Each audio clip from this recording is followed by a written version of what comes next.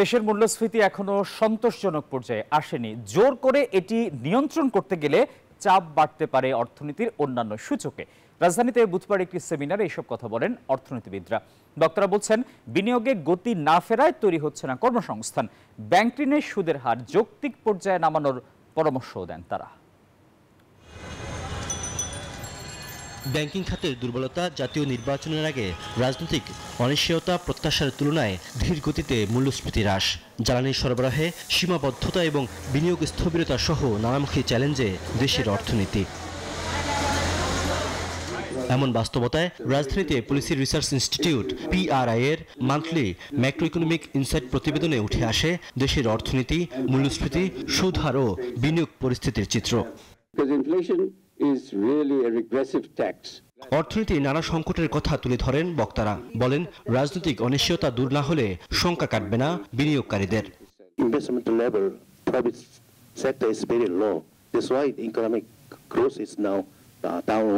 Very difficult situation, poverty level, and that's the big challenge.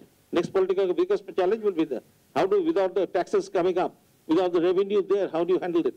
PRI chairman বলেন, জোর করে মূল্যস্ফীতি কমাতে গেলে চাপ বাড়তে পারে অর্থনীতির অন্যান্য সূচকে। কন্ট্রোলিং ইনফ্লেশন হ্যাজ কস্টস, এবং আমেরিকার যেটা পল ওয়ালকার যে মানে ইনফ্লেশন একেবারে 2% নামিয়ে এনেছিল, রিসেশন করে দিয়ে তারপরে মানে ইকোনমিকে একেবারে কন্ট্রোল করে দিয়ে তারপরে ইনফ্লেশন কন্ট্রোল করছে।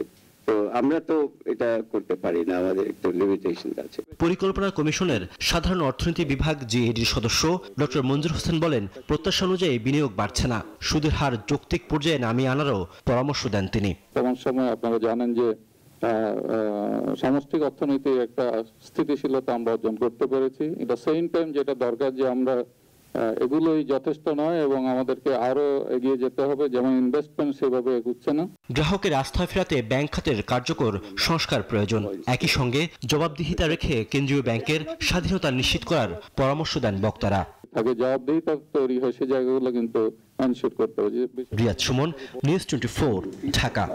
বান্ডেল থাকলে প্রতি সেনমানিতে টাকা বাঁচবে।